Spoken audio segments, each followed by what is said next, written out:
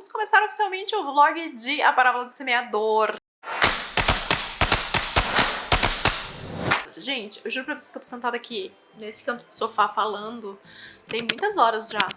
Já falei sobre o Mar Cerúleo, já falei sobre esse livro no outro vídeo. Muitas coisas, tá? Mas agora a gente vai começar esse vlog oficialmente. Essa aqui é uma releitura. Esse foi o segundo livro da Octavia Butler que eu li na minha vida de leitora. Hoje já tenho aí muitos livros da Octavia na conta. Essa é a minha série favorita dela, não é à toa que está no Caminho Bookverso, ou esteve no Caminho Bookverso quando vocês estão vendo este vídeo aqui especificamente. E assim, eu não sei nem por onde eu começo a conversar com vocês sobre esse livro aqui. De repente a gente começa pelo começo, que seria sobre o que é essa história, né? Vamos lá. A gente vai conhecer aqui a Lauren Oya Olamina. Ela tem 15 anos, ela é filha de um pastor e ela mora numa cidade, num condomínio murado. Por quê? Porque virou apocalipse aqui, só que sem zumbi, tá? O governo tá um caos, tá tudo privatizado, um cara completamente ditatorial aqui assumiu o poder, ele tá privatizando tudo que tem mais pra privatizar, o que sobrou pra privatizar, tá tirando os direitos dos trabalhadores, tá tirando o direito do povo. Houveram muitas mudanças climáticas, hoje a água custa mais caro que a gasolina, e as pessoas que estão fora dessas comunidades muradas vivem em completa violência, desumanização, selvageria, e quando você põe o seu pé fora de uma comunidade dessas, qualquer coisa pode acontecer, tá? Então ela mora com o pai dela, que é um pastor, nesse local, e a gente já abre esse livro com ela falando que ela já entendeu que o Deus dela não é o mesmo Deus do pai dela, tá? E a religião, a fé, aqui, muito mais a fé do que a religião, tá? Porque eu acredito que são duas coisas diferentes. É um plot principal aqui dentro dessa história, tá? Por exemplo, deixa eu dar um exemplo pra vocês que eu gosto de dar aqui. Vários dos serviços públicos que a gente tem hoje, por exemplo, polícia, bombeiro, ambulância, todas essas coisas que aqui são serviços públicos, que você tem acesso gratuitamente, nesse mundo aqui, isso já se tornou privatizado. Então, se você quer que a polícia te ajude investigando alguma coisa, você precisa pagar. Se sua casa pegou fogo, você precisa do corpo de bombeiros, você precisa pagar, tá? Então, as coisas estão bem caóticas aqui. O pai dela é casado com outra mulher que não é a mãe dela, né? Ela é a única filha dessa primeira relação com o pai. E aí ela tem outros 3 irmãos. A gente começa esse livro com ela indo meio que se batizar. A gente tá falando aqui da Igreja Batista. Inclusive ela fala que é engraçado que os católicos se livram disso quando são crianças. E aí no começo desse livro a gente tem várias questões sobre fé, sobre religião, sobre acreditar em Deus e sobre como isso impacta na vida das pessoas. E há algum tempo, tá? A Lauren começou a pensar sobre o que significava pra ela a fé, sobre o que significava pra ela acreditar em Deus, levando em consideração que isso é uma coisa que tá dentro da casa dela por causa da pregação do pai dela, tá? E mais especialmente do que significa tudo isso frente a esse mundo caótico aqui que ela vive, onde as pessoas estão se matando, onde tá tudo um auê e onde a humanidade das pessoas parece cada vez mais distante de estar efetivamente presente nas pessoas, tá? Então, assim, deixa eu ler alguns trechos do livro para eu tentar explicar para vocês do que a gente tá falando, tá? Porque são conceitos muito interessantes, tá? Inclusive ontem eu li um trecho que eu fiquei, gente, isso aqui é tudo. Vou chegar lá. Então me acompanha. Um tour por frases marcantes de Parábola do Semeador. Prodígio é, em sua essência, uma capacidade de adaptação e obsessão positiva e persistente. Sem persistência, o que sobra é um entusiasmo do momento. Aí agora vem a parte que eu acho sensacional. Sem capacidade de adaptação, o que sobra pode ser canalizado para um fanatismo destrutivo. Sem obsessão positiva, não existe absolutamente nada. Esse é um trecho do livro Semente da Terra, os livros dos vivos, tá? Que é o livro que ela começa a escrever. Porque vai chegar um momento dessa história que a Lauren ela vai precisar sair para esse mundo selvagem, tá?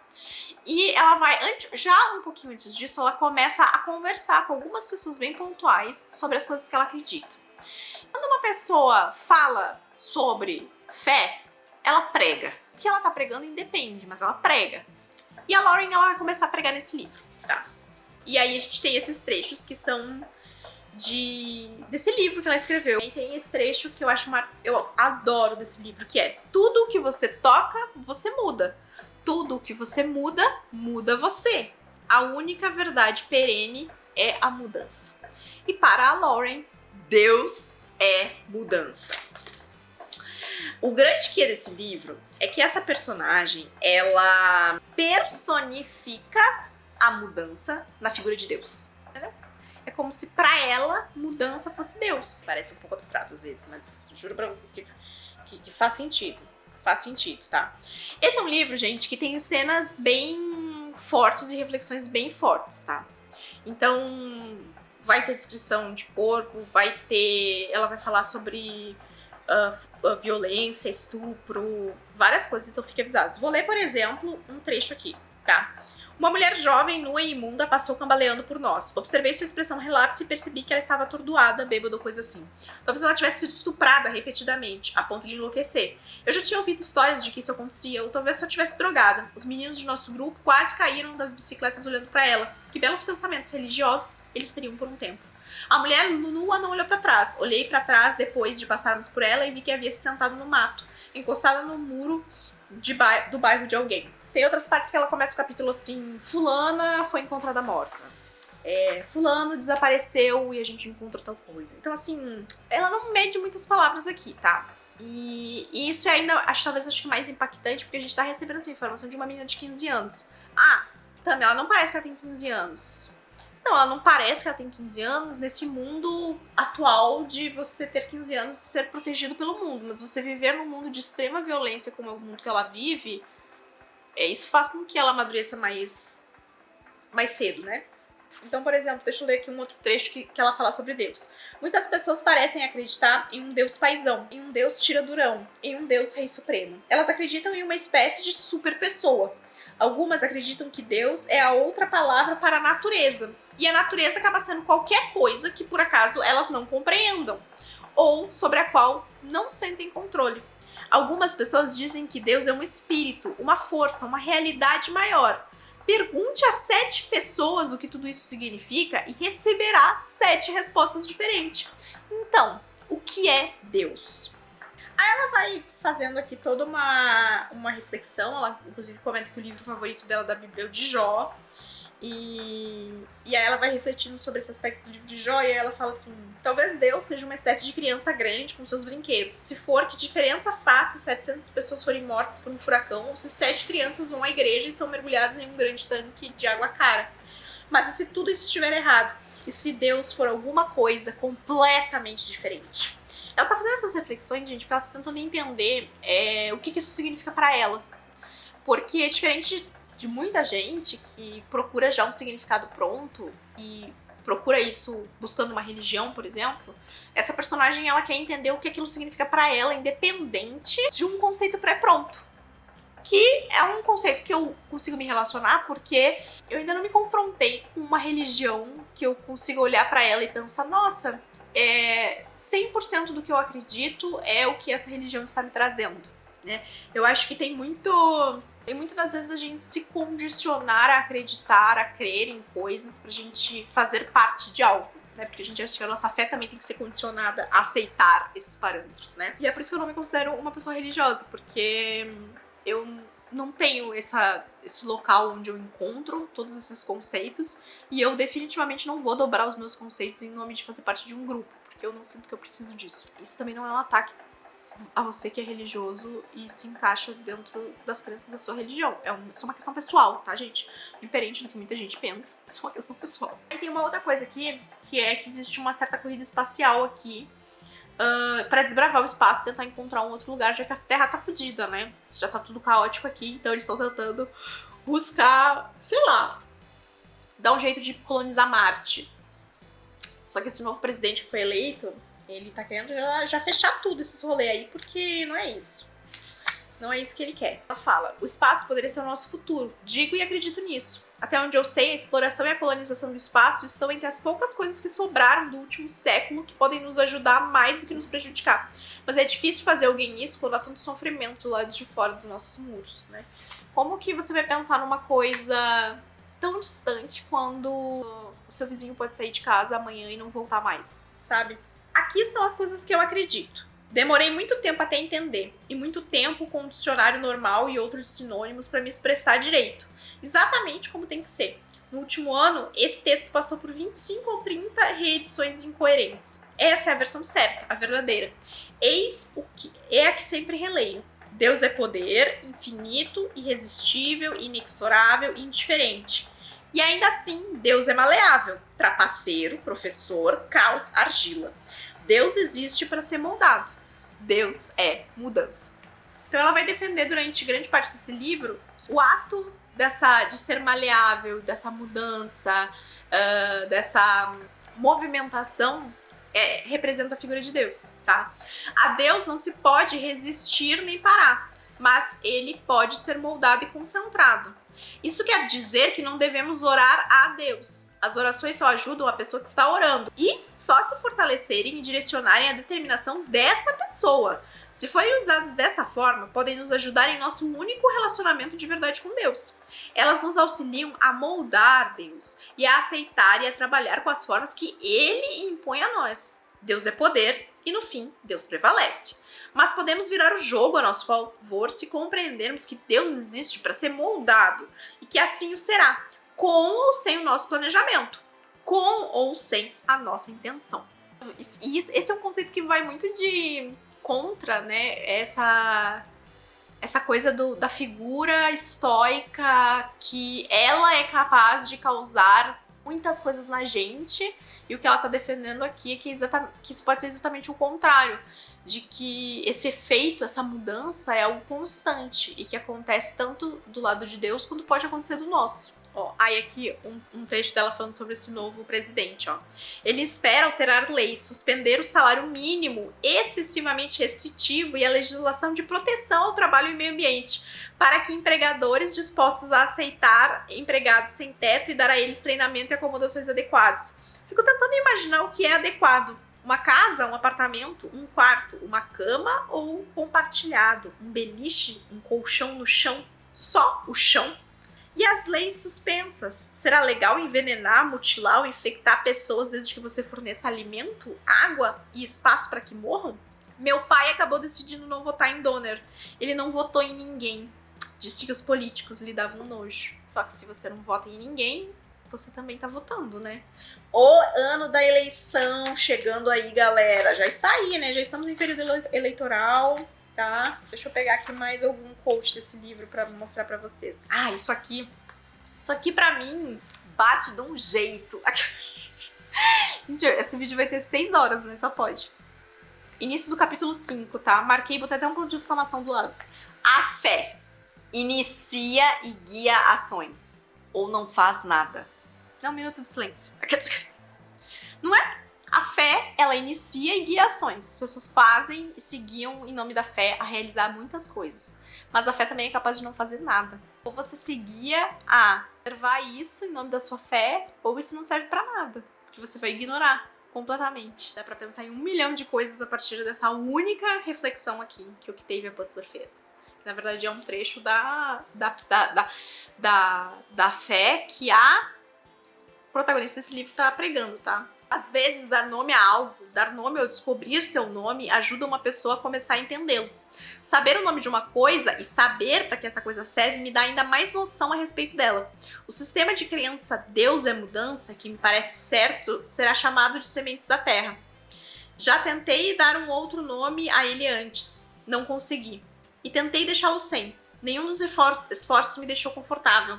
Nome mais propósito é igual a foco, pelo menos para mim. Bom, hoje encontrei o nome. Encontrei enquanto estava tirando as ervas daninhas do quintal de trás e pensando em como as plantas espalham suas sementes por meio do vento, dos animais, da água, longe de suas plantas mães. Elas não têm a habilidade de percorrer grandes distâncias por vontade própria, mas ainda assim elas viajam. Nem mesmo elas precisam ficar paradas em um lugar esperando para serem extintas. Semente da terra. Eu sou semente da terra. Qualquer pessoa pode ser. Um dia, acho que seremos muitos. E acho que teremos que espalhar nossas sementes cada vez mais longe desse lugar moribundo. Um dia, quando as pessoas conseguirem prestar mais atenção ao que digo do que a minha idade, usarei esses versos para libertá-las do passado apodrecido e talvez consiga impulsioná-las para que se salvem, construam um futuro que faça sentido. Isso tudo se eu aguentar mais alguns anos. E sabe o que é engraçado? A gente vê essa conexão dela com ela acreditar que realmente o futuro tem a ver com estar fora da Terra, de buscar, dela acreditar que dá pra buscar algo fora do planeta, ela coloca, ó, o destino da semente da Terra é criar raízes entre as estrelas. Não sei como vai acontecer, nem quando vai acontecer. Há muito a se fazer antes de tudo sequer poder começar.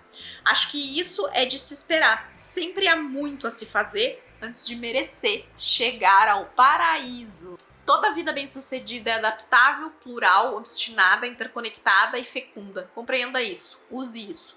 Molde Deus. Estou tentando falar ou escrever a verdade. Estou tentando ser clara. Não estou interessada em ser bacana nem mesmo original. A clareza e a verdade serão abundantes se eu conseguir alcançá-las. Se acontecer de haver outras pessoas lá fora em algum lugar pregando a minha verdade, vou me unir a elas. Caso contrário, vou me adaptar onde for preciso. Aproveitar as oportunidades que encontrar ou criar. Seguir em frente. Reunir alunos.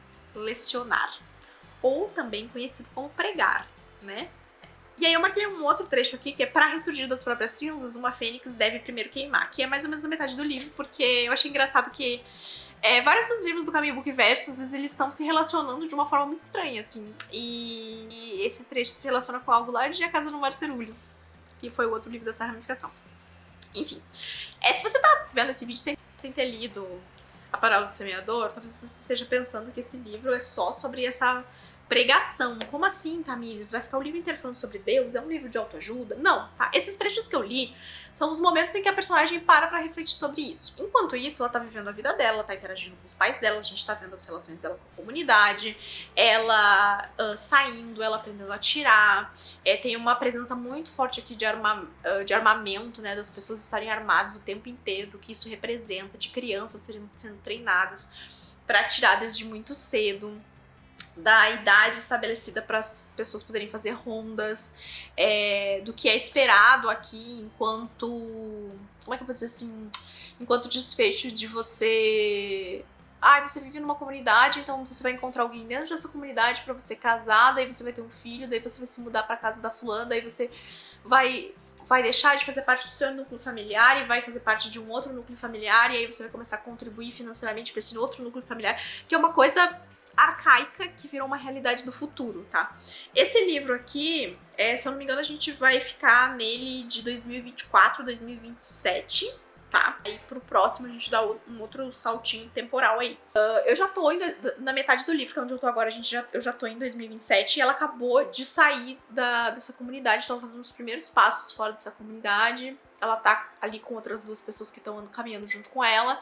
E a partir de agora, muda muito o cenário do livro, sabe? Porque a gente tava vendo um certo cenário de... Como é que eu vou dizer assim? De desatada, sabe? Dava pra ver que os personagens só estavam esperando que aquele local que eles estavam, que aquele momento que eles estavam vivendo caísse por terra, né? E foi isso que aconteceu. Então, a gente, a partir de agora, tem todo um outro aspecto pra explorar aqui dentro do livro. E é isso, eu volto pra conversar com vocês em outro momento. O meu objetivo é terminar de ler esse livro hoje. Vamos lá. Eu efetivamente terminei de ler A Parábola do Semeador nesse mesmo dia que eu tava conversando com vocês. Na segunda metade desse livro a gente tem, então, a protagonista do lado de fora, então, desse muro.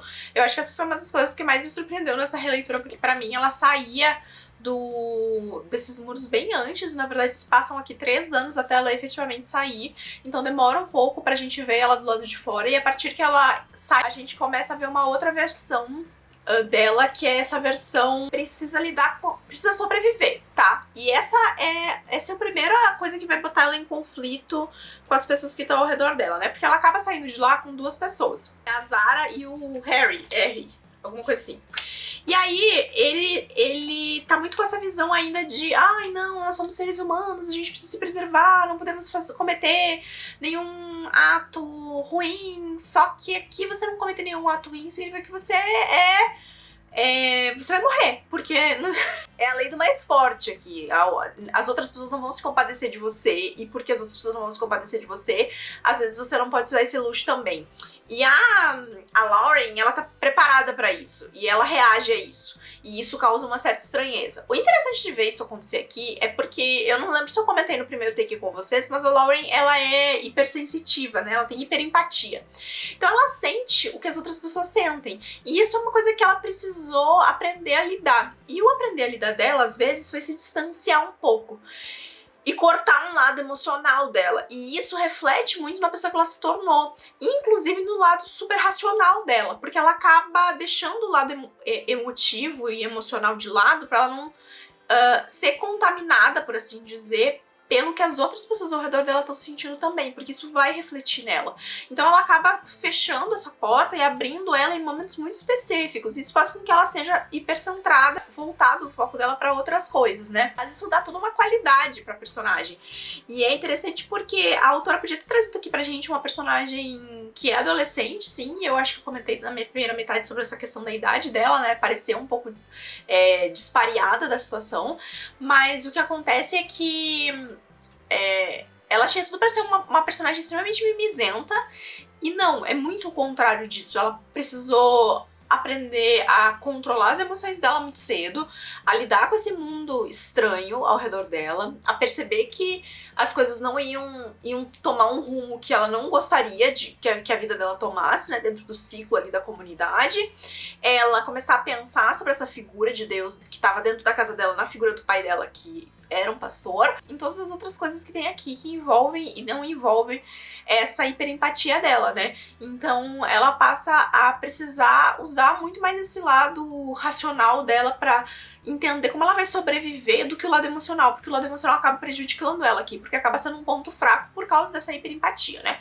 Então ela sai do mundo e ela começa a precisar tomar decisões de vida ou morte, né? E isso entra em conflito com o lado humano aqui, o sentimental, que algumas pessoas que vão passar a acompanhar ela vão ter.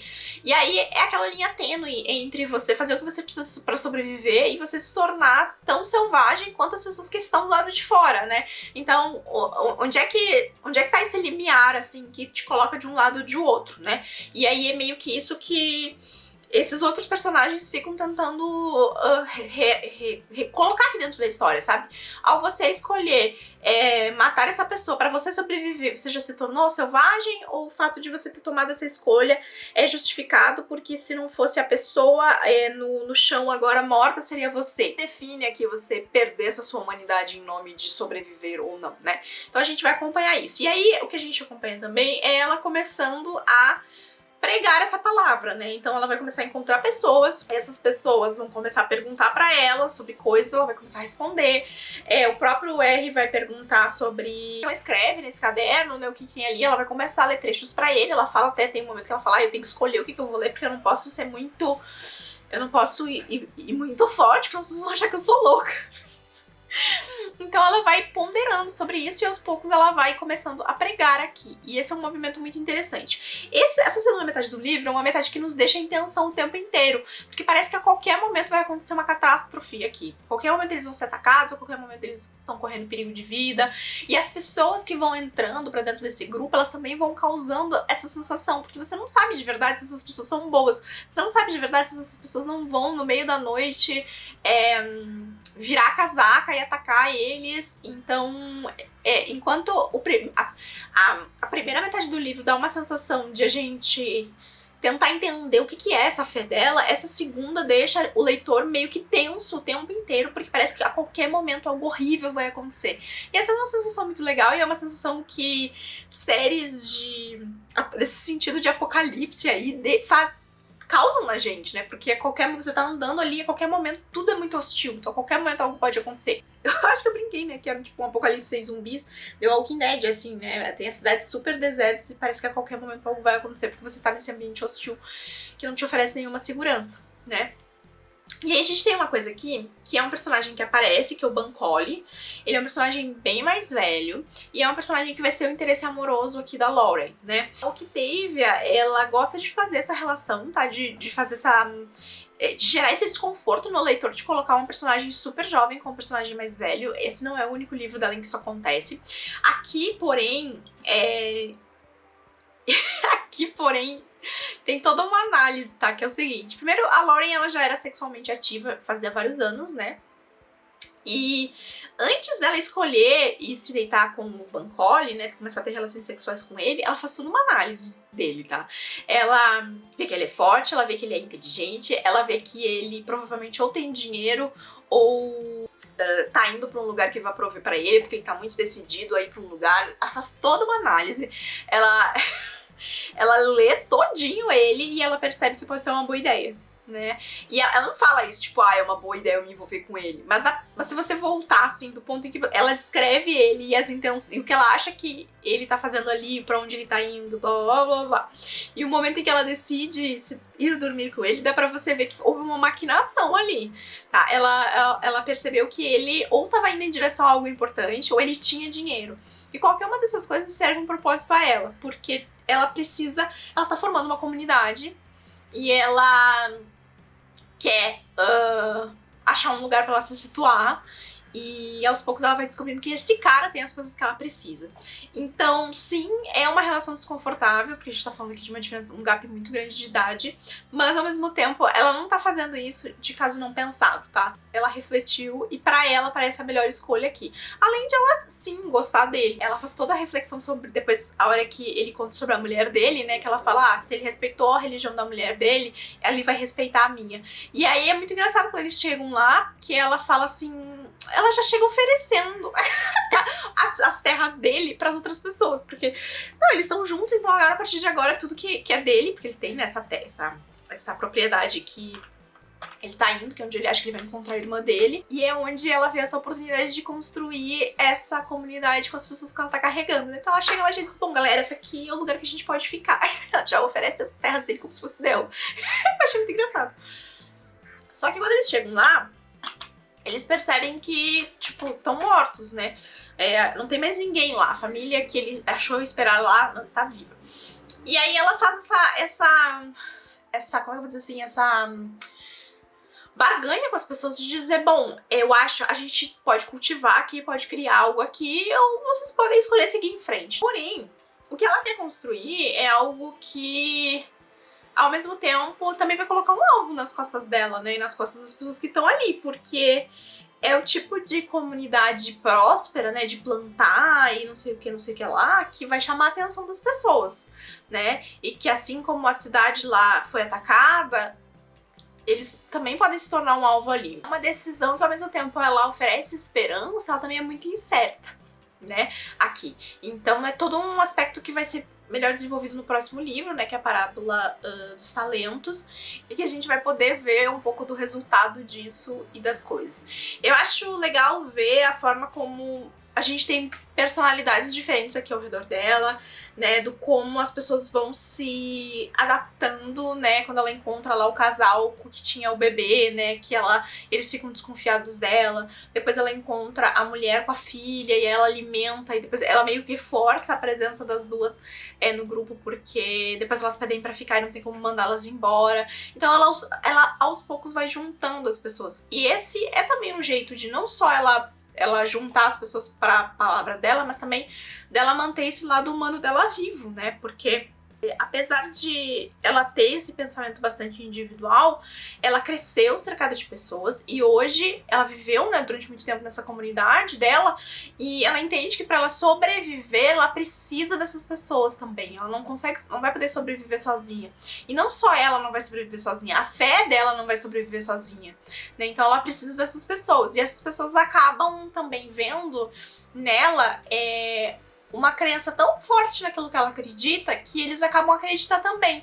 Que é uma frase que é um reflexo para uma frase que ela fala, que eu li pra vocês, tenho certeza, que ela fala, quando as pessoas resolverem me ouvir pelo que eu tenho a dizer e não pela minha idade, eu sei que eu vou conseguir, né? E já é o que ela tá fazendo aqui. As pessoas já estão dando mais valor à paixão que ela tem ao falar sobre essas coisas do que efetivamente sobre a idade dela, mesmo ela ainda sendo muito jovem, porque a gente tá falando aqui dela com 18 anos, né? Então a gente tem toda uma outra visão aqui. Deixa eu pegar o Parábola dos Talentos, porque tem a parte de trás é muito boa, tá? Muito bom. Não vai sair um vlog pra esse livro aqui, mas eu vou fazer a releitura dele breve, né?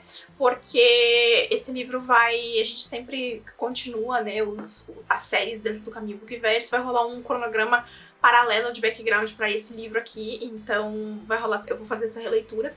E aqui a gente tava falando ali de 2027, aqui a gente vai dar um jumpzinho direto pra 2032, então vão ter se passado aí 5 anos, e a gente também vai ter aqui uma outra visão da história, porque a gente vai ter outro ponto de vista aqui, além do ponto de vista só da Lauren, que foi o que permeou todo o primeiro livro, né? Mas eu peguei esse livro porque eu queria aproveitar para ler aqui para vocês a parte de trás do livro, tá? Que é um trecho do Sementes da Terra, esse livro que ela escreveu, porque eu acho que é muito pertinente para o momento que a gente tá vivendo, tá? E é ano de eleição, esse livro fala muito sobre política, sobre fé, e infelizmente, tá, na minha opinião, hoje a gente tá andando com essas duas coisas às vezes um pouco próximas demais. E aí, a parte de trás desse livro, esse trecho que diz aqui, diz o seguinte: escolha seus líderes com sabedoria e consideração. Ser liderado por um covarde é ser controlado por tudo que o covarde teme.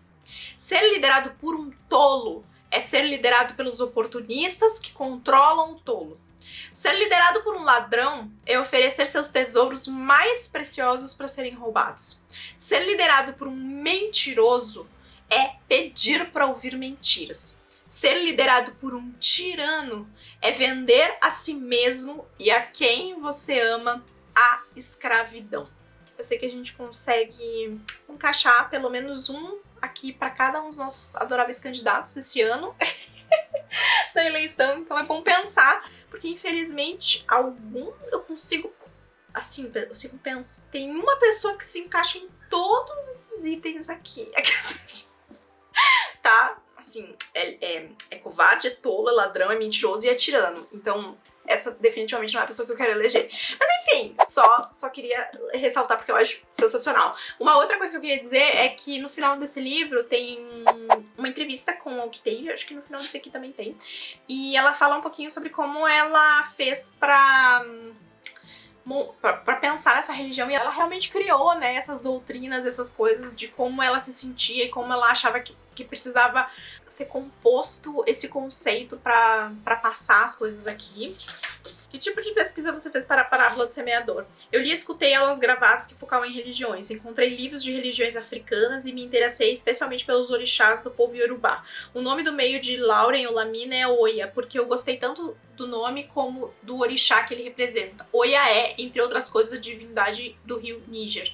Ela é imprevisível, inteligente e perigosa. Uma boa xará para Lauren Oya Olamina. Satisfiz minha fraqueza por enciclopédias e dicionários especializados, me apaixonando pelo The Perennial Dictionary of World Religions. Encontrei esse livro na biblioteca e gostei tanto que eu procurei e comprei.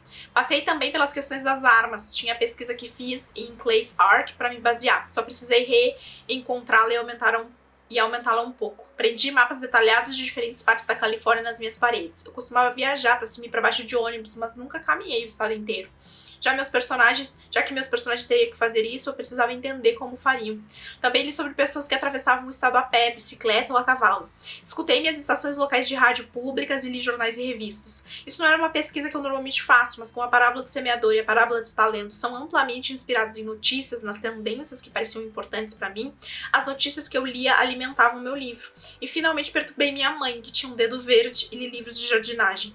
Também fiz anotações das minhas caminhadas matinais. O que há nas flores, nas frutas, quando? Jardinagem é popular na região da Pasadena. A maioria das pessoas que têm casas mantém grandes jardins. E todo mundo pode cultivar algo. Minha mãe, que sabia reconhecer algo bom de cara, me colocou para trabalhar, para que eu pudesse ganhar alguma experiência prática.